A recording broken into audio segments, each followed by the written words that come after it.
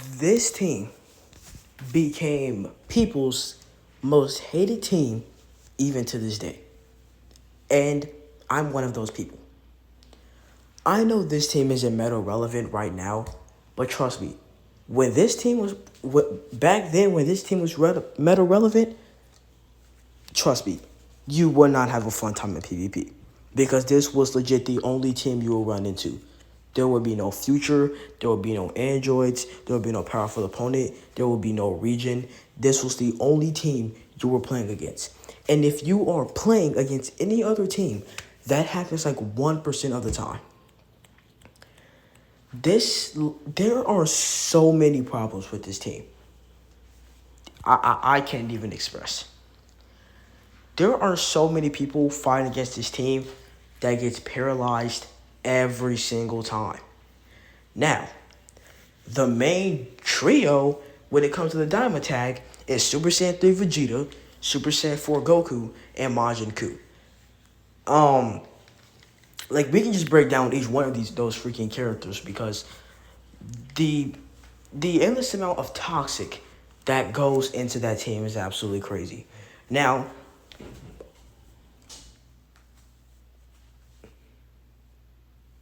hold on, guys.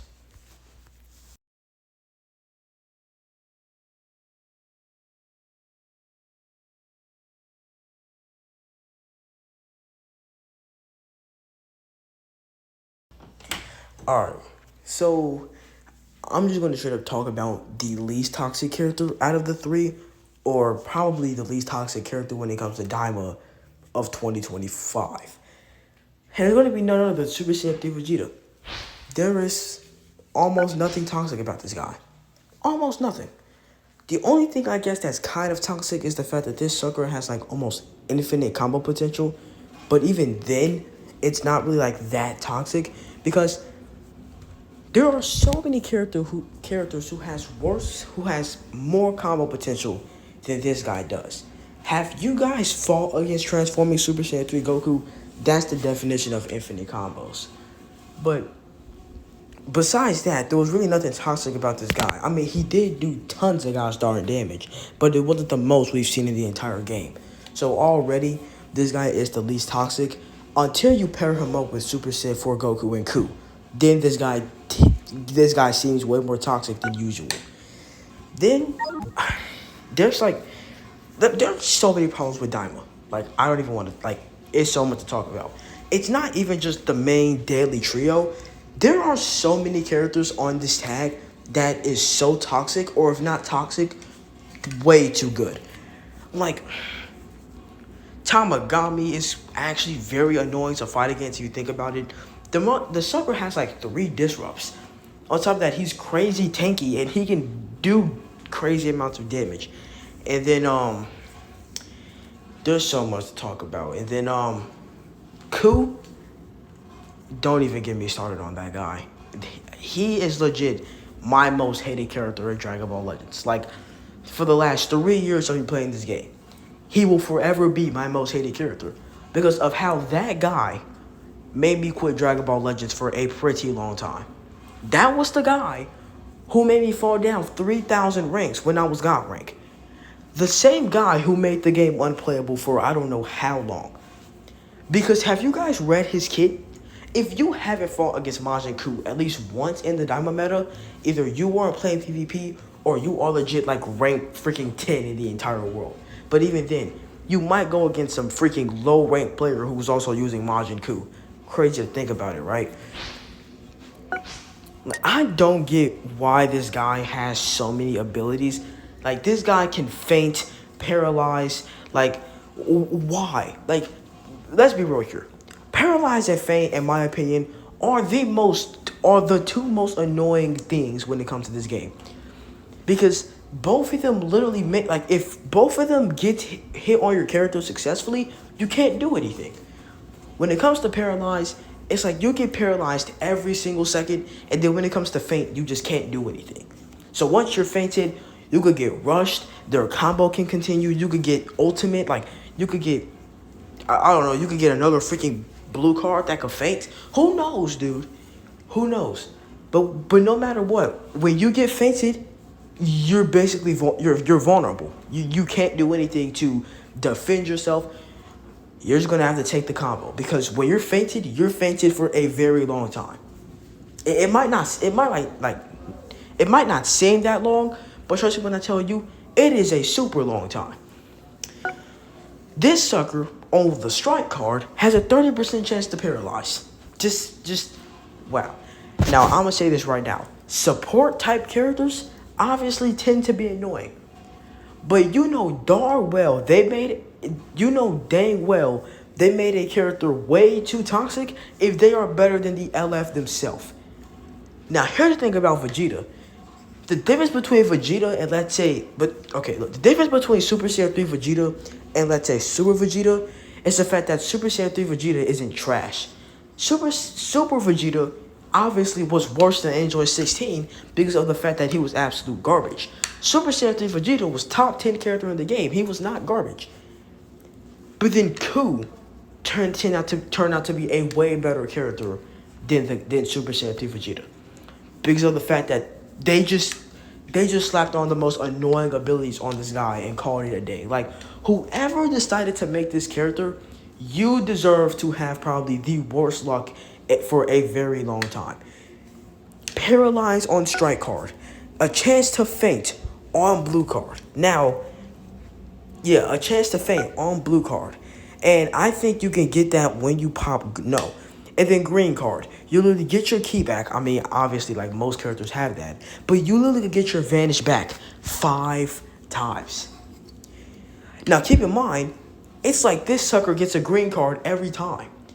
So imagine, you know that move where, like, you attack the opponent and then, like, they vanish and then you sidestep instantly and then they just don't do anything? Like, and then you probably go for a strike card next because they have no vanish. Like, if I can show you, like, hold on.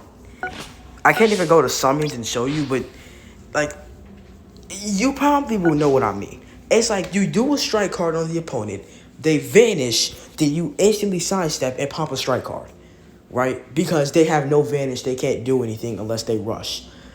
The thing with this Ku is, he will pop a green card during that move. And guess what? When you go for that strike, you're getting perfect vanish. And guess what? You're stuck in a combo. That is like the main move when it comes to using this guy's green card. And it's actually annoying. The fact that this guy is also giving support to the team when he's already as annoying as ever is crazy. Then his freaking, I think, ultimate has a chance to faint. I mean, it might not say it here, but I'm sure he had a chance to faint. Like, yeah, a 20% chance to freaking inflict faint on special move, and 30% chance to inflict faint upon hitting an ultimate. Now, I don't get why this exists, because they legit decided to make Ku toxic for absolutely no reason. I'm sure in Daima there was nothing this guy did to be this toxic. Like, obviously, now, like, Dragon Ball Legends is talking about they're going to make things more anime accurate. Is Ku really anime accurate? How did this guy turn out to be more toxic than Super Saiyan 4 Daimaku himself? He was legit the most toxic character on the Daima tag. Now, he wasn't the best character on the Daima tag. Obviously, it's Super Saiyan 4 Goku. Actually, right now, he still might be. But I think the best character right now on the Daima tag is the green mini Daima Goku, in my opinion. But this guy was the most toxic character, but he wasn't the best. Because the thing is, you don't have to be toxic to be the best. Like you don't have to be toxic to be the best. Ultra Beast Gohan wasn't even a toxic character, yet he was the best character of the game. People were saying, oh, Majin Vegeta is better, but he really wasn't. Right now he is, but back then he really wasn't. But I don't know what they did. And then on top of that, this guy inflicts the enemy with paralyzed. I mean, yes, it's a 20% chance. But yet, when it comes to this guy, it's like you will always somehow hit the 20% chance. It's more like an 80% chance, if we're being honest. But basically, you have a chance to inflict the enemy with paralyzed if basically they're surviving. Like if they have a high amount of health, you inflict them with paralyzed. So basically, if they were like at 90% health, you will legit inflict them with a whole freaking you inflict them with paralyzed so you could take their health even more down. Why does this exist? Like right now, like comparing this guy, like for example, to Ultra Frieza, it's more like comparing a gosh darn bee sting to. It's more like comparing a bee sting to like a freaking mild, like into a freaking like scratch, right? It doesn't really come close. The bee sting is infinitely more painful, but that was actually a terrible comparison. Like, how can I say this? Like comparing Ultra Frieza to like Majin Buu is like basically saying, would you rather have extreme cold or would you rather have perfect weather, right? Because you would choose the perfect weather because it's not painful in the slightest. Extreme cold is extremely painful. But that doesn't mean that, like, when we're talking about, like, both of them characters in their prime, which right now, Ultra Frieza is still in his prime. But, like, Buu in his prime, in my opinion, is infinitely times more annoying than Ultra Frieza. Now, Ultra Frieza does have endurance and a spammable active gauge. Yes, he has all of that stuff. Buu literally prevents you from playing the game. Now, I know there will be some dumb, annoying piece of crap pairing up Buu and Ultra Frieza and then make the most annoying team in the entire game. I already know somebody eventually is going to do that. Probably somebody already did, but I don't know, bro. Like, they legit dropped this character to ruin people's day. And you would think between an LF and a 1% Sparking, you would want the LF more. No. When I summoned on Vegeta's banner, I wanted Majin Buu. I couldn't care less about Super Saiyan 3 Vegeta after I got him. I wanted Buu. But when it's like on the LF banner, when I summon on the LF banner and I actually want the LF, I constantly get the 1% Sparking. Sucks, right? Sucks. Then we have this guy, and I don't even want to. There are so many things about this guy I hate, and it's honestly not funny. Like, this guy is like Majin Buu 2.0. It's not even funny. Like, if you fought this guy in Majin Buu, you legit just wasn't able to play the game. And honestly, it's crazy to say that because there's obviously a lot of times where legends drop characters that legit prevent you from playing the game. Ultra Majin Vegeta, Super Saiyan 4 Gogeta, right? Freaking Buu and Do, the ones we're talking about right now. It's crazy. But let me tell you something about this guy. He has endurance. Sure, this guy is a range type character that somehow feels like a defensive type character. Now, I'm not the one to shame or I'm not the one to tell what somebody can do based off how they look. But in this game, most fat characters tend to be the most tanky characters. Or even if they're not fat, the most like buff characters tend to be the most tanky characters in the game. Yeah, just ignore him. Just ignore him. But still, insanely toxic. And then, like, this guy is, like, again, Majin Buu 2.0. First off, he has endurance, again.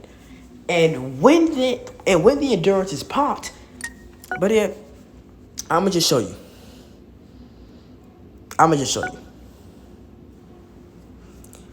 Then, when the endurance is popped, 100% chance to inflict all enemies with paralyze. Not 50, not 60, not even 70. 100% chance. A guarantee for you to inflict the opponent with paralysis. Why? So basically, if the opponent is trying to kill you, you're getting punished. If you're trying to play the game, you're getting punished. If you're trying to win, you're getting punished. That's like, if like, Daima is the complete definition of toxic. If you think having a terrible boyfriend or whatever the case might be is toxic, play this game, fight against Daima, you would know what toxic is. But again, there are so many problems with this guy. I can't even. It's just annoying. Then of course, Sucker can get 2 ultimates, just like just why two ultimates. Then on top of that, like this guy has like once he vanishes, he gets an extra vanish. Like this guy, like when reading his kit doesn't seem annoying until you hop in a battle against this guy. Then it just seems like, okay, why does this character even exist? Because then Ku and Du are already crazy annoying characters on their own. But what do people do? Pair them together. Now it makes sense because they fit the same tag, so obviously why wouldn't you pair them together?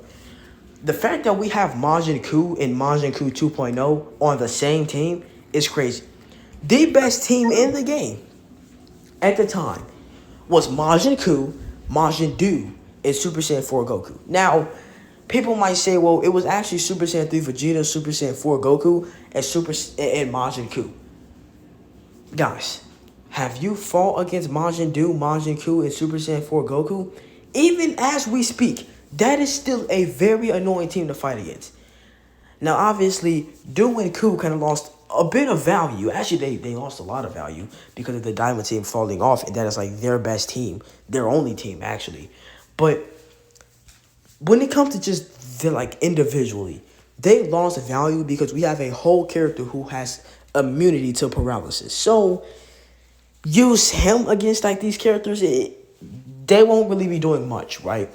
But their main specialty is freaking paralyzed, and Ku's like their main specialty is paralysis. Ku's main specialties are paralysis and faint, which again, in my opinion, the two most annoying, I don't know, downgrades to a character you can get. Now, technically, they're not ruining the character, but it's crazy how you get inflicted with one of those things, it can cost you the whole match.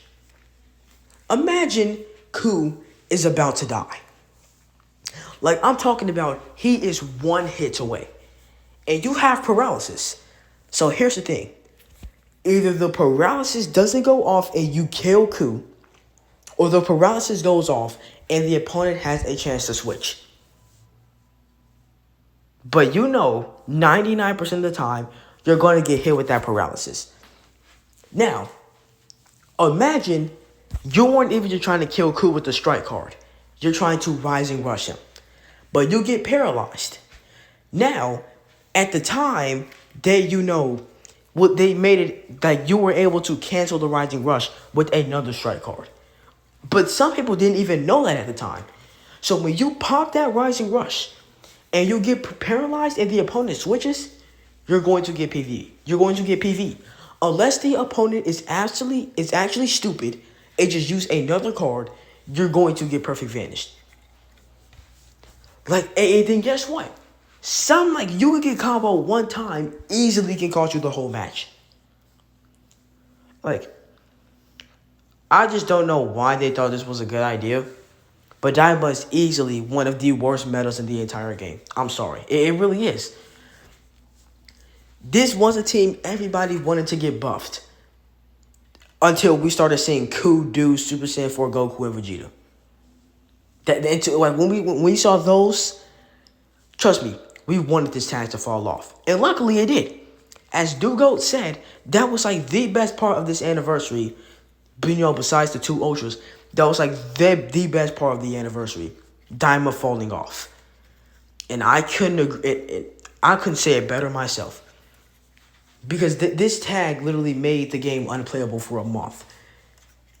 If you didn't have any of these characters, you might as well just call it quits. Because even Ultra Cell, you still wouldn't have a chance in this meta.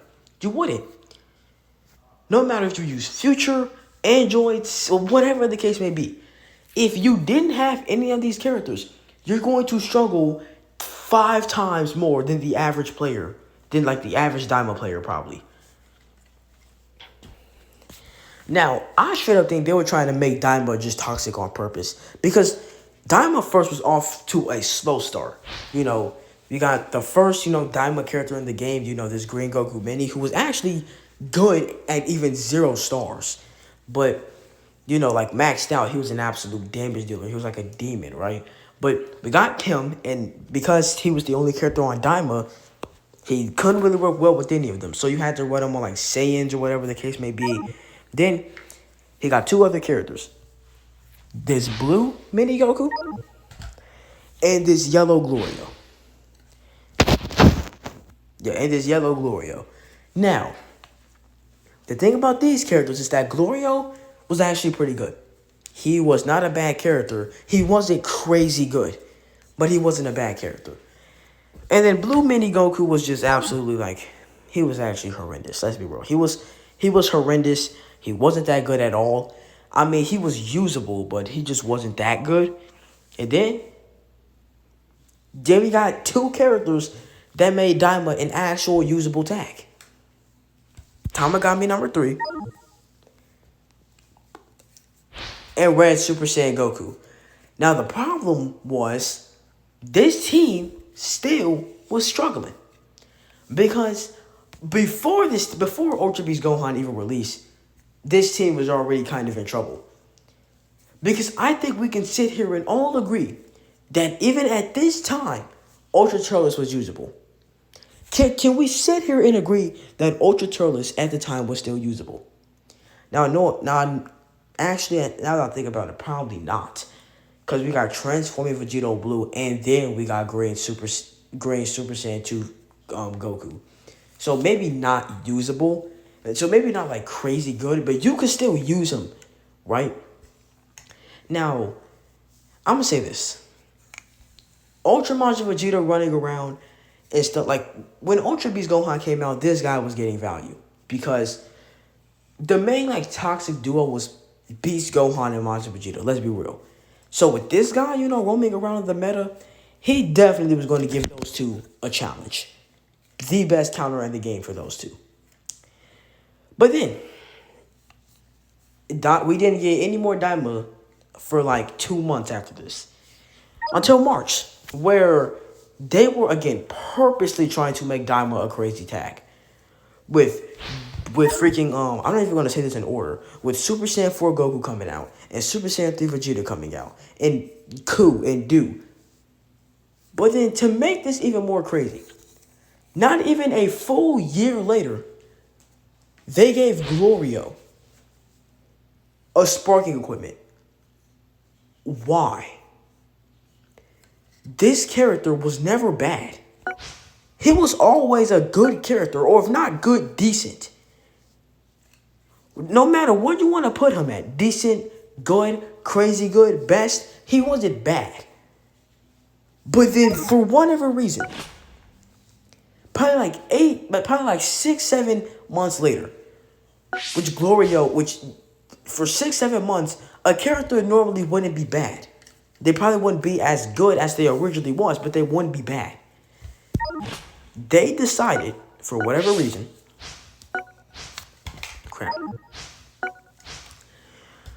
to give Glorio this, as if he needed it in the first place. I know they're trying to buff Daima, but this was completely unnecessary. But in my opinion, they literally get, alright, under maintenance. Why did I go to PvP? I don't know what made them think that he needed a Zenkai this early. I mean, don't get me wrong. I understand, because he is the only Green Daima character like in the game. So he had to get a Zenkai to buff the Super Saiyan 3 Vegeta. You don't think this guy could have waited? Like, couldn't like get away? Like, I would understand if Vegeta didn't have a buff. Like, okay, sure, Zenkai this guy, sure. But we already have Super Saiyan 3 Goku, the Zenkai one, that buffs Green and Saiyan. So this guy getting a Zenkai was just adding extra icing to the cake for freaking Daima, like, for whatever reason. So technically, not even if 1 full year, Daima became the best team in the game. Now, it's the same thing with Majin Buu Saga. Not even in a full year, in the same year, Majin Buu Saga became a top tier team. GT became a top tier team in the same year. Fusions did, like Sagas did. So many teams became top tier in the same year. But Daima really, wow, it's crazy. And the problem is that this isn't going to be the only time this team gets buffed. We still need to get Goma, We still need to get Super Saiyan 3 Goku. We still need to get Super Saiyan 3 Vegeta Mini, I think. We still need to get Super Saiyan 4 Goku Mini. We're not even including the fact that we still need Ultras. So this tag is going to be seeing some Ultras. So, in other words, this tag has a lot coming. So this team will probably end up being crazy for probably a few years. And this is why, ladies and gentlemen, that Daima has indeed became one of the most hated teams in Dragon Ball Legends history.